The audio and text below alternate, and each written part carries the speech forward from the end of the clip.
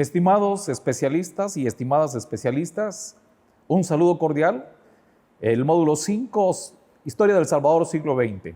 Estamos llegando a la semana número 5, ingresando directamente a la unidad 3. Nos ocupará en esta ocasión un tema trascendental muy importante, como es la ruptura nacional, guerra civil y acuerdo de paz. Es un hecho interesante que marca la historia en un antes y en un después. Por lo tanto, como especialistas en ciencias sociales, debemos de llevar esta temática a las aulas, debatirlas, no en una forma romántica, motivacional, pasional, sino haciendo uso de la herramienta de la historia, una herramienta básica, reflexiva. El objetivo nuestro en esta ocasión es analizar factores internos y externos que dieron lugar a este hecho histórico, identificar los actores principales y actores secundarios que estuvieron interviniendo en este proceso. Asimismo, hay que señalar diferentes instituciones gubernamentales que llevaron adelante y también la organización insurgente que estuvo involucrada directamente en este proceso. Queremos hacer una reflexión desde la historia, para la historia. Por lo tanto, creer que la guerra fue esa situación de solución a un conflicto. Pero el problema es que nos involucramos en ese contexto de conflictos y la guerra no resuelve el conflicto como tal, sino lo acrecienta. Es ahí nuestro punto de debate en esta ocasión. Las fuentes que vamos a ocupar para discutir son diversas. He puesto algunas, como por ejemplo el aporte que ha dado el historiador Jorge Juárez Ávila. En el año 2012 hicieron un esfuerzo como historiadores para analizar el tema de la guerra en El Salvador desde la óptica de la academia, porque se han desarrollado pláticas, tertulias, producciones desde la izquierda y desde la derecha, pero la historia como tal tiene que hacer su interpretación y sus planteamientos. Es ahí donde esta colección de diferentes artículos compilados en un evento especial por el historiador Jorge Juárez es de notable trascendencia y les invito a que lo leamos. Asimismo, al doctor Gregorio Bernal, sus aportes a este tema de la guerra civil en El Salvador. Al doctor Héctor Grenny, con el artículo El camino hacia la guerra civil El Salvador 1979-1980. Y también una revista de la Secretaría de la Presidencia, Secretaría de la Cultura, Identidades 4, que tiene también un conjunto de manifestaciones que se desarrollaron en ese contexto. Permítanos ingresar en esta discusión y plantear cómo estaba el ambiente internacional. Como sociólogos, como historiadores, nos interesa situarnos en esos contextos históricos, políticos y sociales de corte internacional. Uno de los elementos más cercanos que tuvimos a nivel centroamericano fue el triunfo de la Revolución Sandinista en 1979. Principalmente creó una ilusión, generó emoción y una pasión por querer llevar ese triunfo revolucionario en Nicaragua también para El Salvador. Y se decía, si Nicaragua triunfó, también triunfará El Salvador.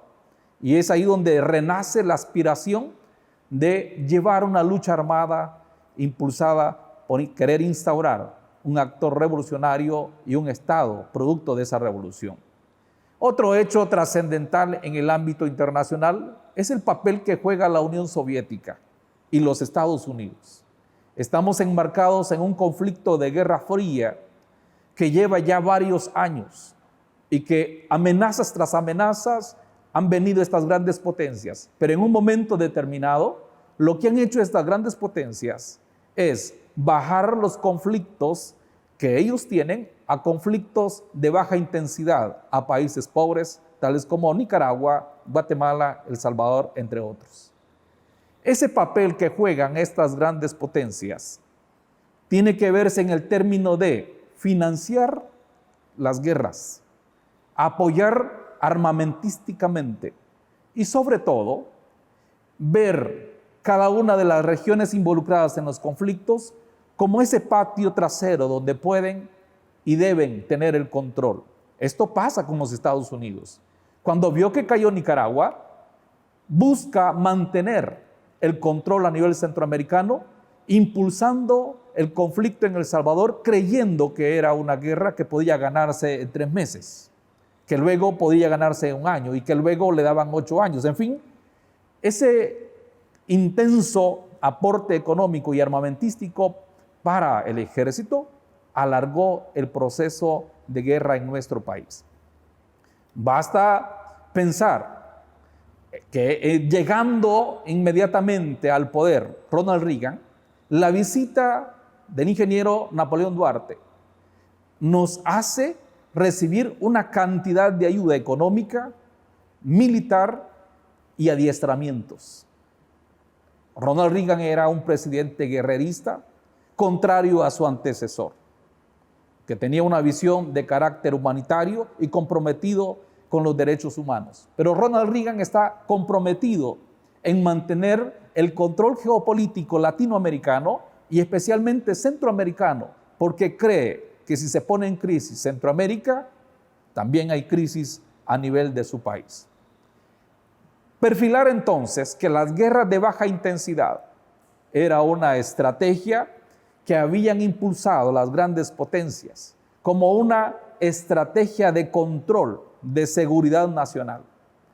La Guerra Fría como tal es la disputa de los diferentes territorios, donde se instaura por un lado el comunismo y por el otro se lucha por mantener el capitalismo, visión que es abrazada por el FMLN en ese contexto. Veamos otros conflictos, otros elementos que se generaron al interior de nuestro país. Guillermo Manuel Ungo, plantea que si realmente nuestro país entró al conflicto armado es porque se cerraron los espacios políticos, los fraudes electorales constantes, la desestabilidad que generaban los diferentes elementos del ejército, las guarniciones élites, la policía, la Guardia Nacional, etcétera, tras la persecución y la tortura a muchas de las personas que estaban organizadas o aún no estando organizadas.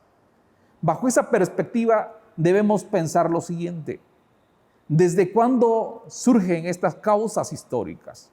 Porque el conflicto armado no es más que la concreción de ese conflicto histórico que tenemos desde cuando la propiedad privada se instauró bajo una visión liberal y se expropió las tierras ejidales y comunales.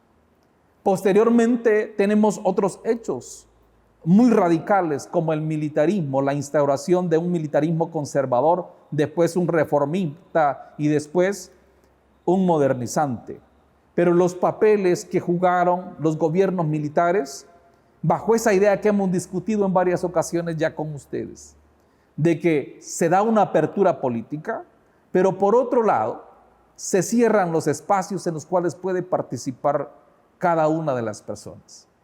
Eso nos lleva a que generemos alianzas, espacios clientelares, y por lo tanto los terratenientes, la Fuerza Armada, hicieron prácticas clientelares, y esas prácticas clientelares nos dejaron en desventaja al resto de la población. Esto podemos visualizarlo a través de diferentes momentos de nuestra historia. Pero pensemos en otro hecho que también marca la crisis histórica en la cual estamos envueltos. Este hecho es la guerra con Honduras en 1969. Una oportunidad que tuvieron nuestros salvadoreños de ir, ubicarse, trabajar arduamente, pero que en un momento de discusión limítrofe, viene a resolverse mediante la guerra.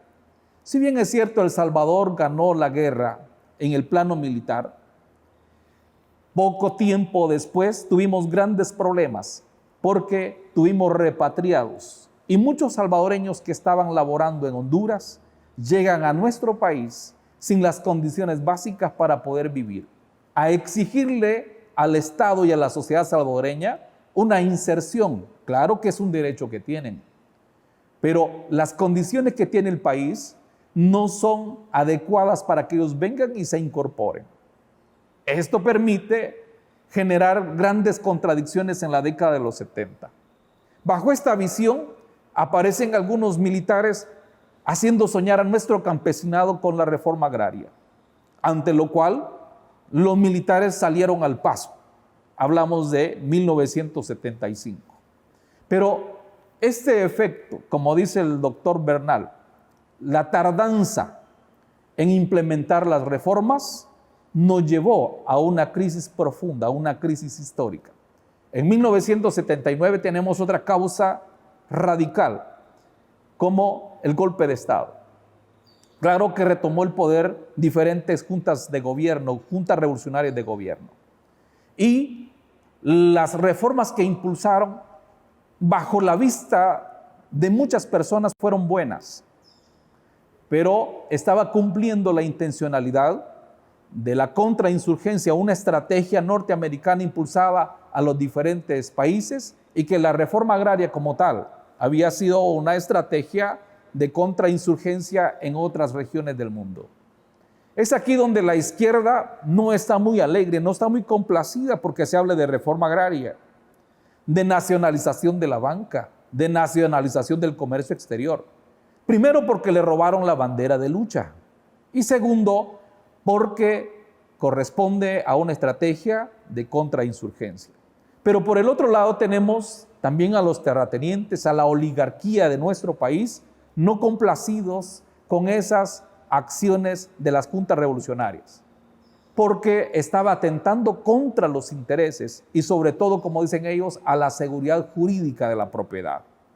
Esto nos llevó a una polarización, a una radicalización en 1980. Hablamos de las profundas desigualdades que existen, desigualdades entre el campo y la ciudad, desigualdad entre el campesino y el terrateniente, desigualdad entre el obrero y el capitalista, desigualdades que quisieron enmendarse con el autoritarismo y el uso de represión a través de los cuerpos militares. Constantemente el pueblo fue a las urnas, participó votando, pero en pocas ocasiones eligió, porque la decisión de elegir ya había sido usurpada por alguien más. Hay un jesuita que nos plantea mejor esta situación y en tres cosas, tres parámetros. Ignacio Martín Baró dice: la Junta Militar Revolucionaria se había metido en profunda crisis y queda evidenciado porque se descompuso la primera, la segunda y hasta se formó una tercera. Esa inestabilidad de la Junta Revolucionaria de Gobierno refleja la profunda crisis política que se vive. Segundo aspecto, va a ser todos aquellos elementos históricos que ya hemos mencionado, que han servido como base fundamental para tratar de transformar la actitud de la persona y hacer que trascienda de simplemente volverse consciente de su estado de clase a un luchador de clase. Y el otro elemento que debe señalarse es la parte económica de los Estados Unidos en todo el proceso de guerra, que nos convirtió en una economía de guerra. Por acá también hay una línea de tiempo que ustedes podrán visualizarla mejor, donde hay diferentes hechos, que los ubico para poder ingresar a discutir otra parte. Desde 1980, abiertamente, hasta 1992, se concibe como una guerra declarada, establecida, reconocida por algunos países, financiada por algunos países. Quiero hablar de los actores que estuvieron dentro de este proceso. Uno de ellos es la Fuerza Armada. y la otra parte es el gobierno, que cuando se habla de gobierno y Fuerza Armada, pareciese ser que son dos distintos, porque cuando llegan a las negociaciones, cada uno de ellos tiene su propia postura. El ejército guerrillero, el FMLN, que se había consolidado ya como una fuerza capaz de hacer transformaciones. A los estudiantes universitarios, a JEUS y otras organizaciones estudiantiles que habían aglutinado muy buena parte de la juventud revolucionaria y que estaba luchando en las calles. El Comité Eclesiástico de Bases, bajo esa idea de la teología de la liberación, donde se planteaba que la única forma de liberarse era actuando para transformar la realidad en que se vivía. Claro, se leía la palabra, se discutía, pero después de esto había que pasar a una práctica. Y el otro actor básico que tenemos son las organizaciones sindicales que están día tras día haciendo una presión en las diferentes calles, cierre de calles, toma de algunas instituciones para poder garantizar la reivindicación laboral. Tenemos otros actores externos como los países amigos. Hay un grupo de países amigos que nos acompañó durante el proceso diálogo-negociación. Y de igual manera tenemos un grupo llamado Contadora que también aportó a este proceso de debate, de discusión sobre el proceso de diálogo-negociación. Pensemos también en el papel que jugó las Naciones Unidas, la Organización de las Naciones Unidas en los diferentes momentos históricos. Pero algo sí tenemos que plantear, que quien denunciaba el atropello a los derechos humanos en este país fue la Iglesia Católica, mediante uno de los representantes mártires, Monseñor Romero. Y eso permitió que la comunidad internacional no solamente enjuiciara, criticara, sino que también buscara mecanismos como proteger los derechos humanos de los salvadoreños. El conflicto lo podemos sistematizar a manera de análisis en 6 etapas. El surgimiento y la consolidación, que va desde 1970 a 79. Sirva esta etapa para formarse las diferentes organizaciones políticas militares. La escalada de violencia, 1979-1980. La ofensiva y contraofensiva, 1981-1983. La guerrillerización o la guerra de guerrillas, 1984-1987. La escalada hacia una nueva ofensiva, 1988-1989. Y de la guerra a la negociación, 1990-1992. Menciono esa etapa de formación de las organizaciones paramilitares. 5 organizaciones del FMLN que en su momento marchan con diferente ideología, con diferentes fines, pero cuando viene la adversidad, los fraudes electorales, la tortura, la persecución, empiezan a aglutinarse. Algunas organizaciones de carácter cristiano, su fin no era revolucionario, sino que era desde la trinchera de la organización sindical, organización estudiantil, obrera o campesina, hacer presión. Pero cuando realmente la tortura es la única forma de respuesta que se tiene, la gente o se incorpora o muere. Y es parte de eso el reclutamiento que van a hacer estas organizaciones, hasta consolidarse en el FMLN, una organización, como dice la Declaración Franco-Mexicana, capaz de hacer transformaciones en el país. Señalo otro factor interviniente, es la forma como el FMLN viene a reivindicar al campesinado, al estudiante, a darle personalidad, darle rostro, los eternamente invisibilizados. Es ahí donde los salvadoreños se incorporaron, encontraron un asidero donde vaciar sus ideas y donde compartirlas. Y es por lo tanto que 1970-1979 es la efervescencia, es el momento clave en el cual las organizaciones tienden a consolidarse. La escalada de violencia. El doctor Héctor Grenny, como literalmente lo dice la pantalla, él habla de la densidad histórica.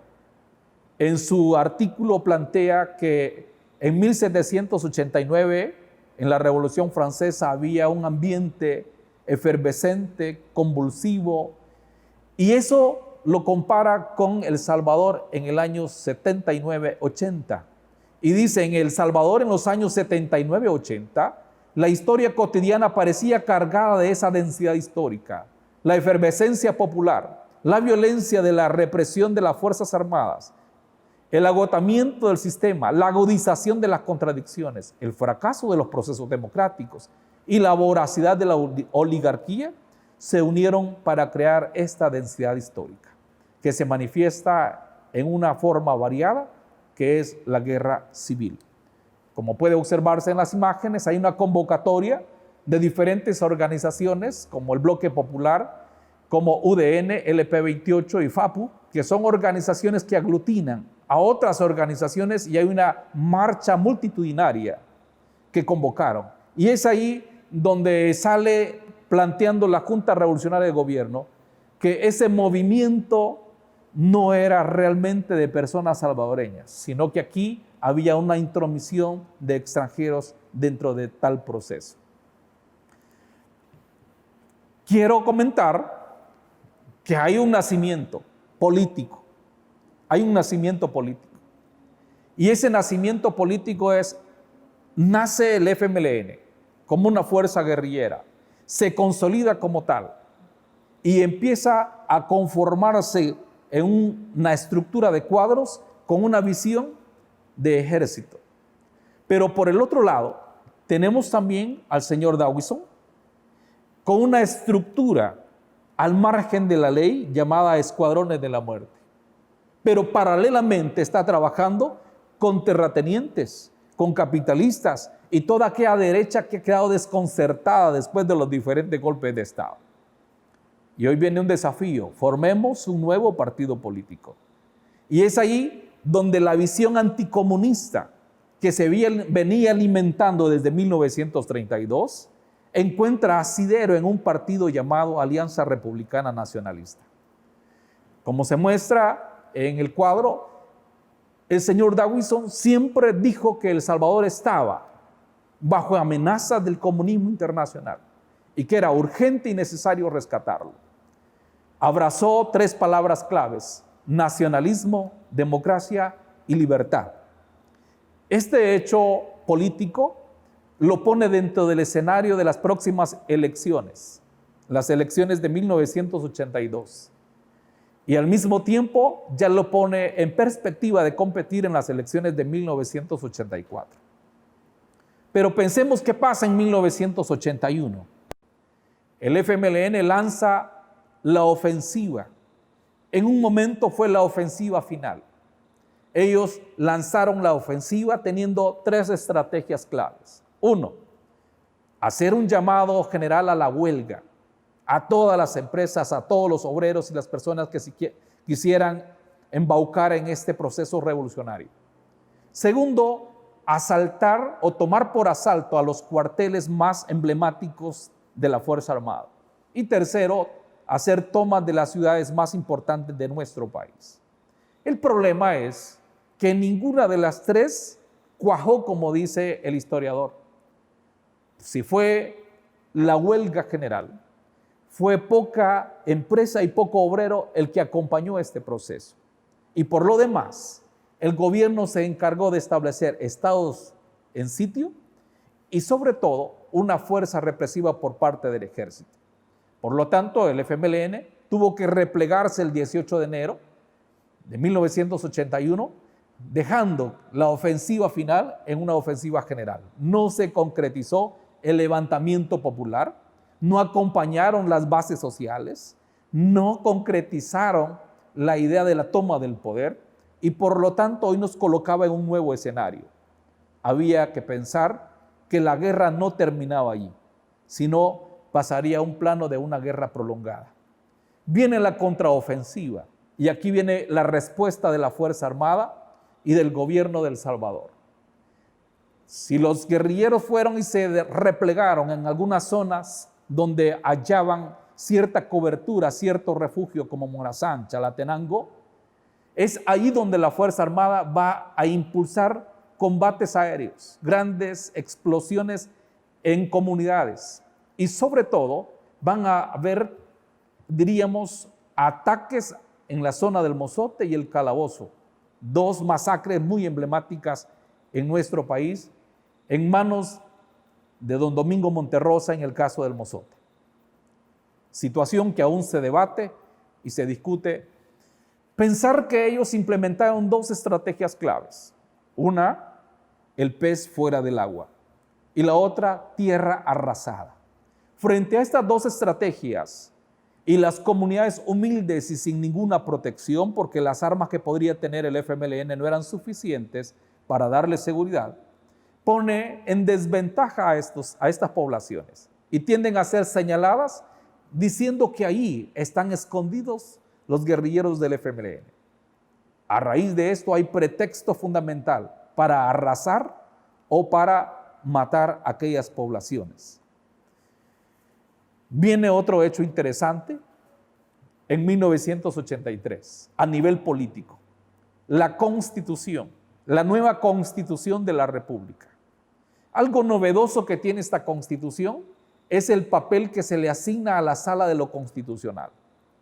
Se le asigna escuchar amparos, habeas corpus, que antes no se había logrado realmente enjuiciar ni escuchar esos procesos. Y el otro cambio trascendental que tiene esa Constitución es retomar la parte axiológica de la Constitución de 1950 y colocarla al inicio, en el artículo 1, donde establece que la persona humana es el origen y el fin del Estado. Y desde ahí se desglosa un conjunto de derechos que se consagran para el ciudadano. Eso es importante en esta Constitución. Pero también tenemos que decir que la Constitución sirvió para legalizar las aspiraciones en el plano económico de aquellas fuerzas, la fuerza terrateniente, oligárquica, capitalista, y también algunos señores que estaban vinculados con el Partido Demócrata Cristiano. Pero dejan muy poco claro lo que es el papel económico dentro de la Constitución. En ese plano, pensar en una nueva Constitución, que se hable de una Constitución democrática, humanista, inclusiva, es contradictorio y paradójico, porque tenemos a un ejército guerrillero, tenemos a partidos políticos pidiendo espacios para participar, tenemos organizaciones que están siendo reprimidas simplemente por el pluralismo ideológico, término que sí se incorpora, pero poco se practica. Veamos la guerra de guerrillas, una estrategia que se va a impulsar de 1984 a 1987, porque el FMLN entendió que la guerra no terminaba en 1981, sino que era una guerra prolongada, porque Estados Unidos seguía financiando la guerra. Y de igual manera, el movimiento de la diplomacia del FMLN tenía que hacer las gestiones necesarias para poder hacer llegar armas y los recursos necesarios. Contrastemos dos cosas: la guerra de guerrillas y, en el plano político, la llegada del presidente ingeniero José Napoleón Duarte. Es decir, con la nueva Constitución se le da pie a una apertura de elecciones para elegir un nuevo presidente. Es contradictorio porque acá no hay mayor competencia. Es decir, no tenemos una competencia de un pensamiento de izquierda, de una socialdemocracia. Simplemente lo que ocurre es una derecha que está parcializada, que está despedazada y representada por estos sectores. Gana el ingeniero José Napoleón Duarte. Lo primero que hizo fue ir a Estados Unidos, reunirse con Ronald Reagan, recibe los espaldarazos y aplausos de este señor, y no solamente eso, sino que hay un fuerte apoyo económico para la guerra. Y es ahí donde en un cuadro que les presentamos hay el desglose millonario de todo esto. La portada dice 600 millones de ayuda al país. Pero también la otra ayuda que le dieron a nuestro país, y especialmente a ese gobierno, fue el entrenamiento del ejército. Fueron a entrenarse a las escuelas de las Américas. Allí se prepararon los diferentes dirigentes y cabecillas de los batallones de reacción inmediata. Es decir, tuvieron una muy buena escuela y lo pusieron en práctica en nuestro país y con las comunidades más humildes, arrasando con esas comunidades que poco o nada tenían para defenderse. Y la otra ayuda que tenemos por parte de los Estados Unidos es esas orientaciones, esas capacitaciones en el plano político para poder impulsar la guerra de contrainsurgencia. ¿Qué pasa llegando con el ingeniero José Napoleón Duarte en el poder? ¿Qué pasa con la guerrilla? ¿Qué pasa con el contexto nacional? ¿Hay alguna perspectiva de apertura? ¿O qué realmente está pasando? Son situaciones que vuelven al FMLN a replantearlo y a decir, iniciemos un proceso de diálogo. Mandaron una correspondencia al ingeniero José Napoleón Duarte solicitándole aperturar un diálogo. Él, como muy buen estratega, lo que hizo es retomar la misiva y empezar a visitar diferentes países comentándole la intencionalidad de un diálogo, sacando compromisos con algunos países. Y es ahí donde van conformándose los grupos de países amigos y el grupo contador. Lo que sí ocurría es que había que pedirle permiso a Estados Unidos. Cuando digo que hay que pedirle permiso a Estados Unidos, es porque el diálogo no inicia simplemente con la buena intención del gobierno, sino había que pedirle la venia a Estados Unidos porque era el que estaba financiando la guerra. Es ahí donde Estados Unidos da algún indicio de que se pueda resolver el conflicto por la vía negociada. Empezaron con un excelente hecho, tratar de reunirse, y lo hicieron en primer momento en La Palma, emblemático lugar. Lograron reunirse, platicaron, podríamos decir fue el inicio del diálogo. Sucesivamente aparecieron otras reuniones. Se propuso una en Ayagualo, se llevó, se concretizó, se colocaron puntos en común que pudiesen ser discutidos, pero hasta ahí no había ningún acuerdo. Posteriormente acordaron ir a Pekín, a Sesori, no se concretizó y se concretizó en la Nunciatura Apostólica. Estas 3 reuniones fueron el espacio para germinar esa idea de diálogo, negociación que pudiese poner fin al conflicto armado en el país. Interesante porque en ese contexto tenemos grandes dificultades. Tenemos una guerra, tenemos un conflicto armado muy fuerte, pero también viene un fenómeno natural que golpeó nuestro país el 10 de octubre de 1986. Es el terremoto. Esto pone en perspectiva a nuestro país bajo la óptica internacional. Primero, porque somos un país vulnerable por su carácter sísmico. Segundo, porque las vulnerabilidades que nosotros tenemos son de raíces históricas y las desigualdades económicas nos ponen desventaja a todos y en privilegios especiales a unos. Esa situación queda descubierta en este tipo de eventos, de hechos naturales, en el cual el más necesitado recurre o tiene que recurrir a instancias, a instituciones que le puedan brindar algún tipo de ayuda. Tenemos varias acciones que se van a desarrollar. Aún así, la guerra todavía continúa.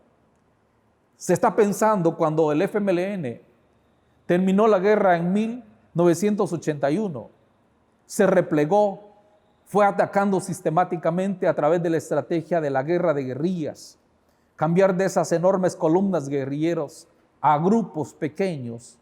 Esto hizo también que la Fuerza Armada se replanteara y cambiara de estrategias. Se fueron desarrollando en el plano urbano una estrategia de corte organizativo. Se trabajaba, como decían algunos, con la doble cara.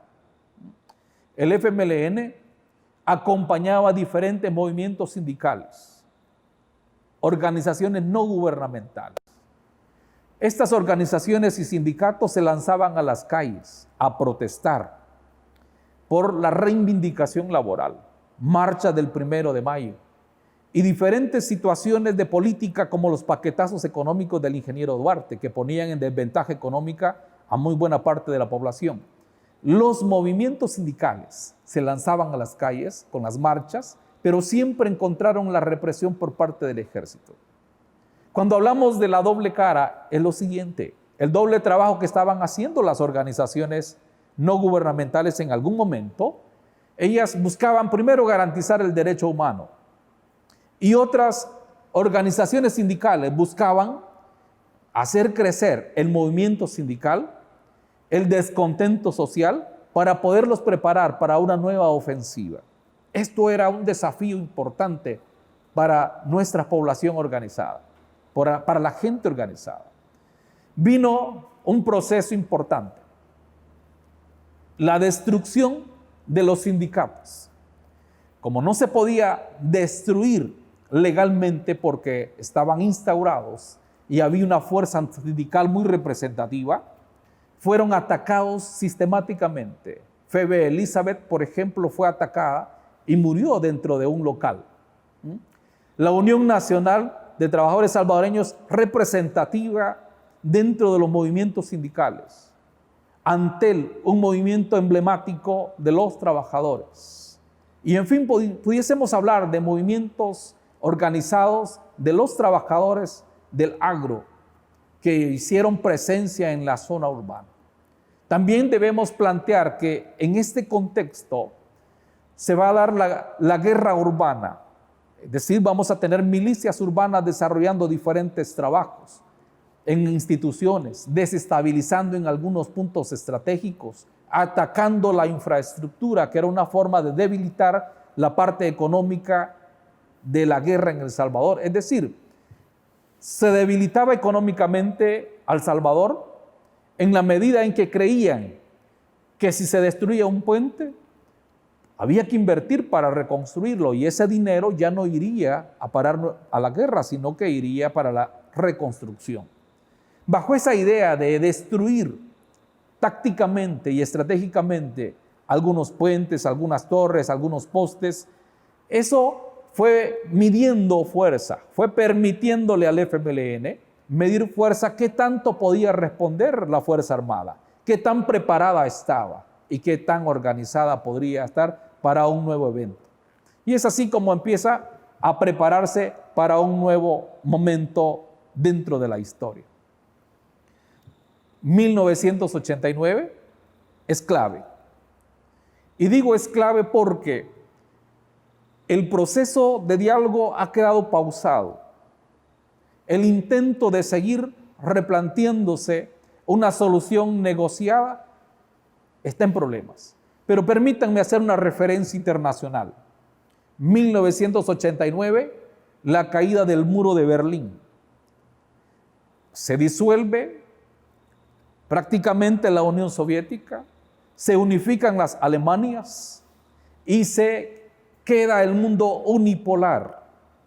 Es decir, la bipolaridad que se había mantenido hoy cae por diferentes procesos, como el glasnost o la perestroika impulsada en los países, en las áreas soviéticas.